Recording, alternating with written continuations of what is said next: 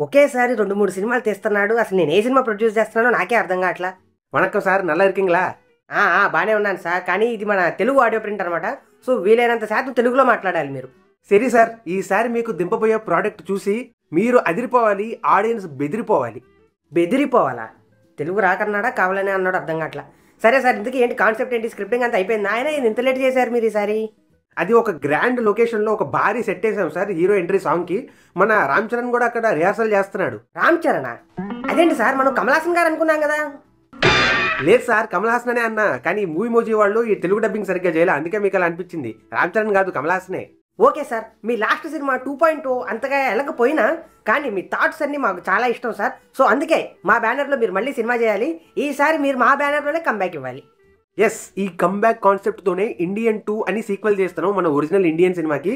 ఈ సినిమా కాన్సెప్టే comeback Indian తాత అనమాట. ఆల్రెడీ మన తమన్ కూడా మంచి సాంగ్ ఇచ్చాడు. తమన్నా? అదేంటి సార్, అనిరుద్ధ్ అనుకున్నాం కదా. ఆల్రెడీ పేమెంట్ కూడా పట్టుకెళ్ళిపోయాడు. తమన్ కాదు సార్, నేను అనిరుద్ధ్ అని చెప్పాను, మళ్ళీ డబ్బింగ్ ఎర్రరు. సార్ మీరు కొంచెంసేపు మన హార్ట్ కింగ్ సినిమా పక్కన పెట్టండి, మన సినిమాకి రండి. కాదు, ఇప్పుడు ఆల్రెడీ ఒక డిలేడ్ సీక్వెల్ పోయింది కదా 2.0. ఇది అసలుకే డబుల్ డిలేడ్ సీక్వెల్. 25 years తర్వాత చేస్తున్నాం, అవసరమా? ఇది ఎన్నదా ఎక్కడ పోయిందో అక్కడే ఎత్తుక్కోమన్నారు. సో ఇప్పుడు మన సార్ లంచం అంటే మీకు ఎంత ఇష్టమో మాకు తెలుసు, ఓకే. కానీ ఇప్పుడు ఒరిజినల్లో ఆల్రెడీ తాత అప్పటికే 70+, సన్ ఎలాగో చచ్చిపోతాడు కదా, మరి ఎలా రివైవ్ చేస్తారు ఈ ప్రాజెక్ట్? ఇది మన లూ జిజియన్ 118 ఏజ్, కానీ మార్షల్ ఆర్ట్స్ అది నేర్పిస్తూ ఉంటాడు.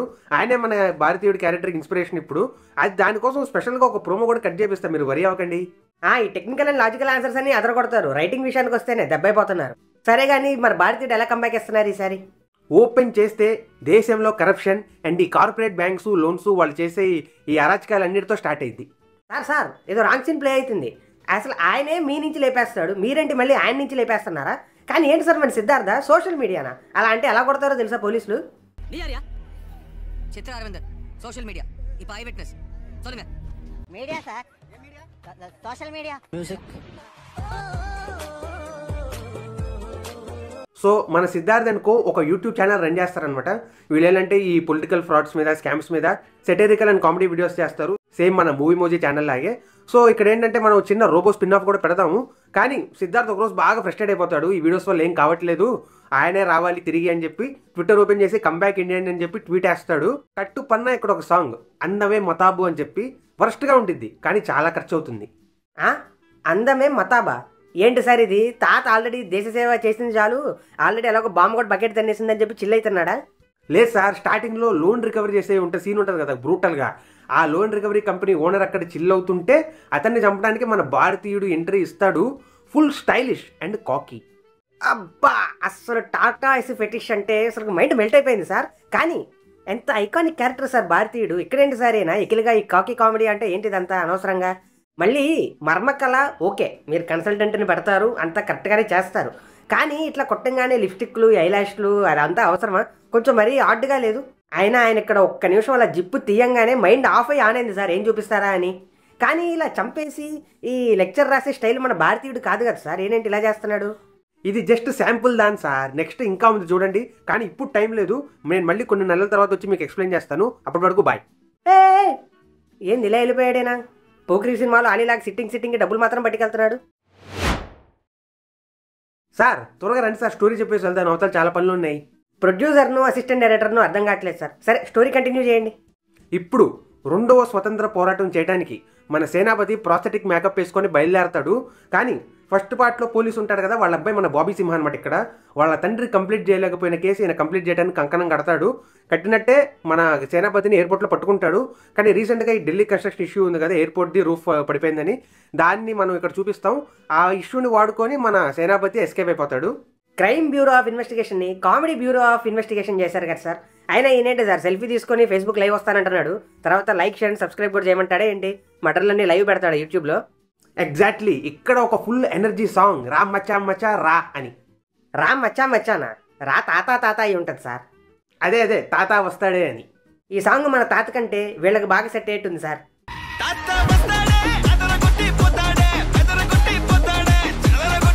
కానీ ఏంటి సార్, ఎస్జే సూర్య, బ్రహ్మానందం ఉన్నారంటే ఏదో పెద్దగానే ప్లాన్ చేసినట్టున్నారు.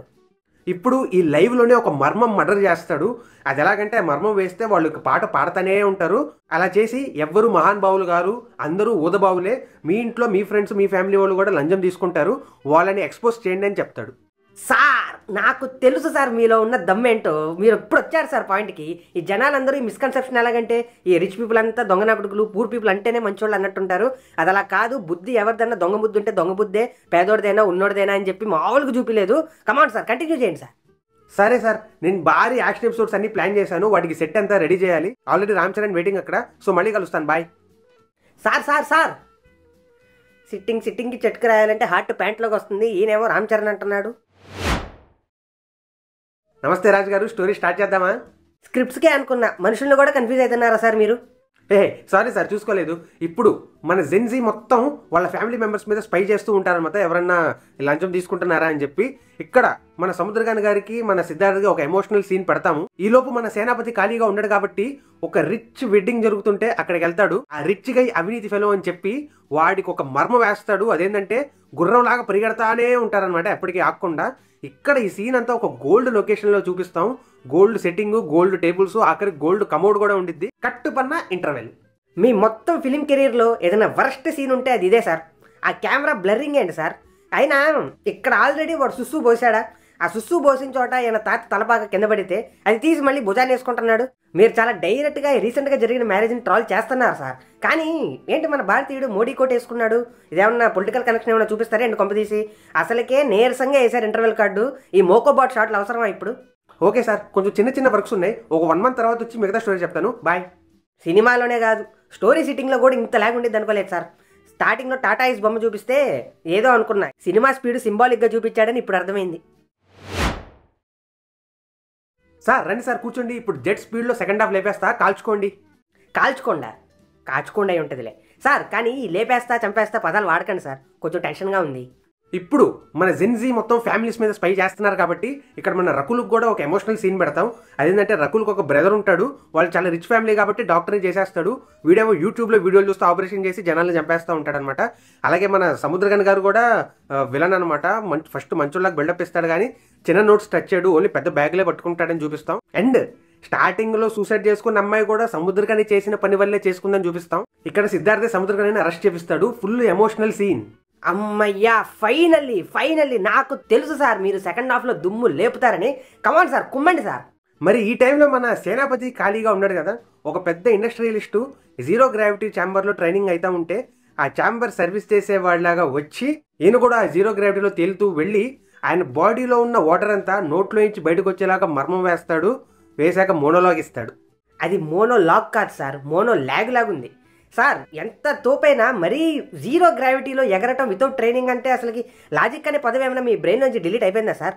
ఆ ఎంగిలితో రాసే షాట్ ఏదైతే ఉందో హారిబుల్ సార్. ఇప్పుడు మన సేనాపతి బార్కింగ్ డాగ్స్ కాల్ చేసి let's have a fans meetup అంటాడు. కానీ ఈలోపు మన సిద్ధార్థ్ వాళ్ళ అమ్మ చనిపోయిందని తెలిసిద్ది. వీళ్ళ నాన్ని పట్టియటం వల్ల అవమానం తట్టుకోలేక సూసైడ్ చేసుకుందని, నీ సిద్ధార్థ్ వల్ల ఇదంతా జరిగిందని వాళ్ళ చుట్టాలు ఎవరు సిద్ధార్థని వాళ్ళ అమ్మ చివరి చూపు కూడా చూసుకోకుండా దహనం అంతా చేసేస్తారు.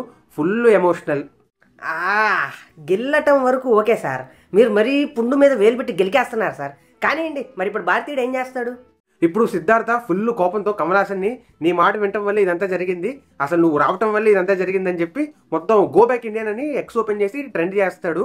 ఈ జెన్జీ అంతా వాళ్ళ ఫ్యామిలీ మెంబర్స్ని పట్టించారు కదా, వాళ్ళు కూడా ఫీల్ అయిపోతారు, ఏమో ఈ ఫ్యామిలీ బాండింగ్ ముఖ్యం అని చెప్పి గో బ్యాక్ ఇండియన్ అని చెప్పి అందరూ ట్రెండ్ చేస్తూ స్టార్ట్ చేస్తారు. సో ఈయన భారతీయుడు మన సేనాపతి ఫుల్ ఎమోషనల్లీ అక్కడి నుంచి వెళ్ళిపోతాడు.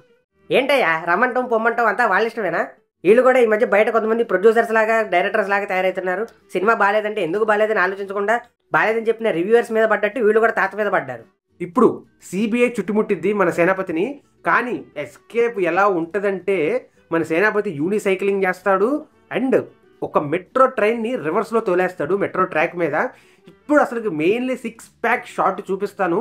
118 years ఏజ్డ్ ముసలోడు 6 pack షాట్ వేస్తే మామూలుగా ఉండదు. కానీ లాస్ట్కి ప్రజలందరూ కలిసి ఒకటే పోయి మన సేనాపతిని పట్టించేస్తారు. సార్ మీరు కనుక ఇలాగే కంటిన్యూ చేస్తే మీరు కూడా ఎగ్జిట్ ఇవ్వాల్సిన టైం వచ్చేసింది సార్. లేకపోతే ఏంటి సార్ ఇది యూనిసైక్లింగ్, అది ఈ ఏజ్లో అలాంటి వాటికి ట్రైనింగ్ అవన్నీ ఉంటాయి సార్. ఎప్పుడు ప్రాక్టికల్గా తీస్తారు కదా సార్. ఇప్పుడు ఏంటి మీరు ఎందుకు ఇలా చేస్తున్నారు? అయినా ఇప్పుడు ఈ షాట్ అసలుకి ఈ ఏజ్లో ఎంత వర్మకళ ఎక్స్పర్ట్ అయినా మరి వర్మంతో 6 pack సార్ టూ మచ్ అనే పదం కూడా చాలా చిన్నదిగా ఉంది సార్ దీని మీద. లేదా మీకు ఎవరికన్నా నేను బ్లాక్ మనీతో సినిమా ప్రొడ్యూస్ చేస్తున్నాను మీకు ఏమైనా చెప్పారా? నాకు ఫ్లాప్ ఇచ్చి డబ్బులన్నీ లాగేద్దామని చూస్తున్నారా? చెప్పండి. ఊరుకోండి సార్. ఇప్పుడు మన సేనాపతి ఒక మాస్టర్ ప్లాన్ వేస్తాడు, మన బాబీ సింహం మీదకి ఒక వర్మం వేస్తాడు. ఈయన తప్ప ఎవ్వరూ తీలేరు అనమాట అది. సో అది సాకుగా చూపించుకొని నేను ఇది చేయాలంటే నన్ను వదిలేయిందని చెప్పి ఎస్కేప్ అయిపోతాడు. ఎవరు సార్? థియేటర్లో ఉన్న ఆడియన్స్ సార్. ఈ సినిమాలో కొంచెమన్నా ఎఫర్ట్ పెట్టింది ఎవరైనా ఉందంటే అది శంకరే అని చెప్పి అంటున్నారు సార్ అందరూ. ఓ thank you so much sir. Hello, Shankar అంటే మీరు కాదు, మన ప్రియా భవానీ శంకర్. ఏంటి సార్ అలా అంటారు? ఇప్పుడు చూడండి, ఇండియన్ 3 ట్రైలర్ వేస్తాను, లాస్ట్లో పిచ్చి పిక్స్కి వెళ్ళిపోయి పెంట అయిపోద్ది. ఇది సెకండ్ హాఫ్లోనే పెట్టచ్చు కదయ్యా. అయినా సరే, మీరు వేరే సినిమా టెన్షన్లో ఉన్నారనుకుందాం, తీసేయండి. కమల్ హాసన్ గారు కూడా మంచి రైటరే కదా, మంచి డైరెక్షన్ మీద గ్రిప్ ఉన్నాయనే కదా. ఇలాంటి ల్యాగ్ సీన్లు ఓవర్ సీన్లు పెట్టినప్పుడు ఆయనే అనలేదా? కొన్ని సీన్స్ ఆయనే పెట్టమన్నారు తెలుసా. What the Uttam villain. మరి ఏమనుకుంటున్నారు? సైడ్ బాబుని తీసి సాఫ్ట్ గా మాట్లాడితే శోభన్ బాబు అనుకున్నావా? ఆయనేరా main villain.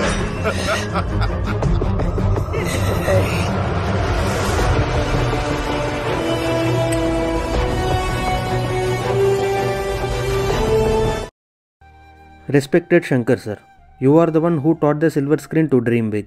There was a time when every concept of yours is so unique that redefined the nature of Indian cinema. You are the first director to go consistently beyond language barrier. You are the only one, even today, who created a hard sci-fi masterpiece Robo. We find it unacceptable to see your products since the movie I. Please fetch good scripts and focus on your original charm. This epic decline of Shankar is lost to not just Tamil cinema, but also to the Indian cinema. We are not qualified enough to instruct you on the process, but we respect you more than enough to expect your products match up to your legacy. Oh.